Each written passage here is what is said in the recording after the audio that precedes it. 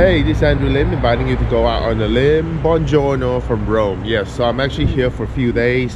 Been here a few times, but before my vlogging days. So today, we're just gonna return to the old places that I used to go. So obviously, the big thing here when you're in Rome is the Vatican. So behind me is the Vatican Museum. We're gonna try to go into the Sixtine Chapel before it opened to the public. I'm sure I won't be the only one there, but it'll be fewer people, and then we're going to check out the Colosseum as well. So come go on the limb with me and we will tour Rome for the 3rd, 4th, 5th, I know I lost count, but yeah, I mean it's an ancient city obviously, so everywhere is like an open museum here in Rome. Everything is at least like 200 years old, or 100, or even 1,000. I don't know, but it's too early. I need my double espresso and then we can actually go tour Rome. Folks, before we start, kindly hit the subscribe button and the notify button for new contents that I upload weekly. Grazie mille. So it's super early here at the Vatican. It's about 7 a.m. So that's what you have to do when you want to sign up for one of these early access tours. And we had an amazing guide guiding. There were only 6 people in our group, and we had a really early access to the Vatican Museum. In fact, we lucked out because there were actually no one in my rooms, in the rooms that we visited, in at least the first hour, which was amazing.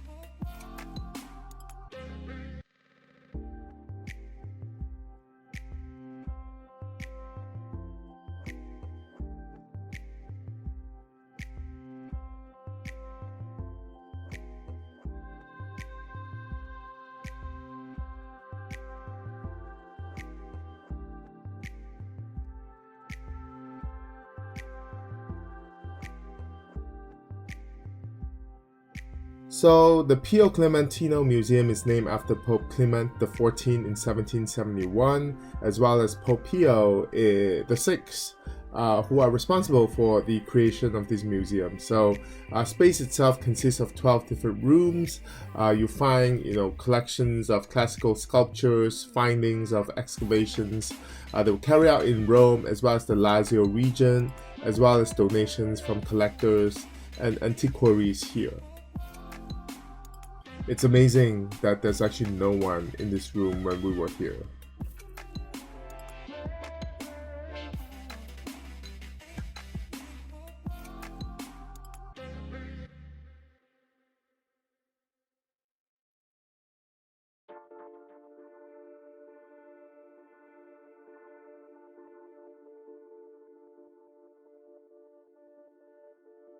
So the Gallery of Candelabra features massive marble candelabras along with colored marble columns that divide the areas into 6 different sections.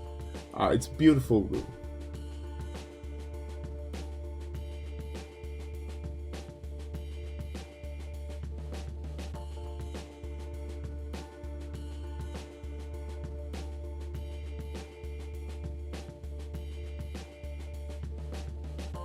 Now the Gallery of Tapestries feature the Tapestries collection of the Vatican.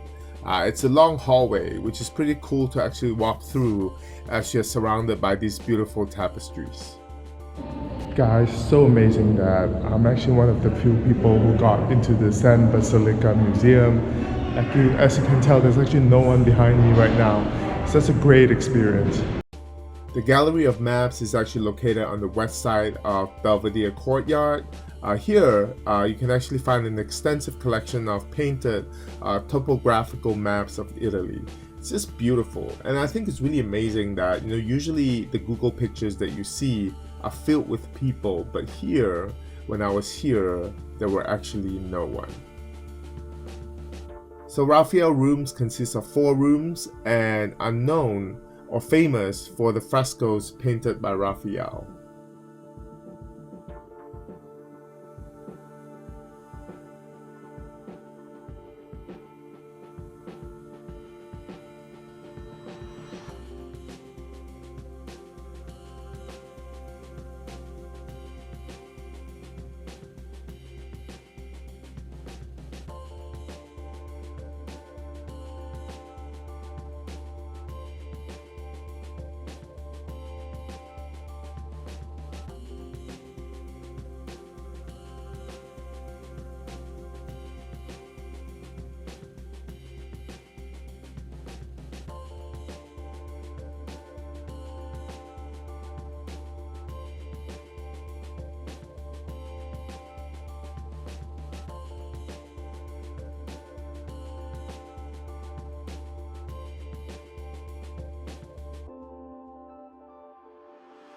Now, if you guys are into Netflix popular series, The Borgias, here, this section of the museum will interest you because these are the Borgia Apartments, which are a suite of 6 rooms that were used as a residence by Pope Alexander VI, Borgia, of Spanish descent or nationality.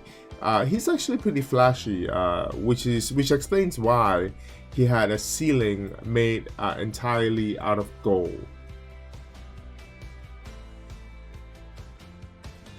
So obviously Sixtine Chapel needs no introduction. The ceiling, which is the most popular part in this room, was painted by Michelangelo. He spent 4 years to do that between 1508 and 1512.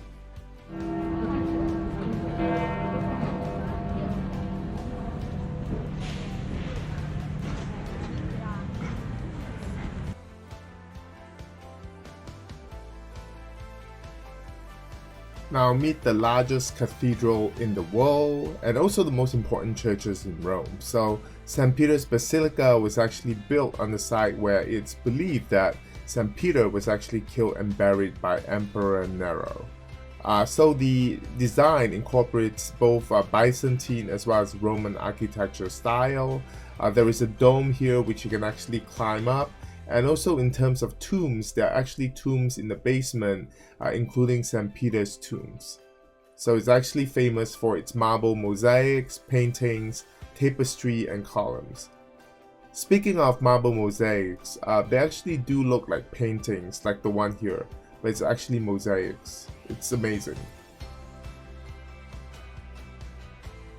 So overall, St. Peter's Basilica and the Vatican Museums are definitely worth a visit when you're here in Rome, even just to marvel at its architectural achievements as well as its history.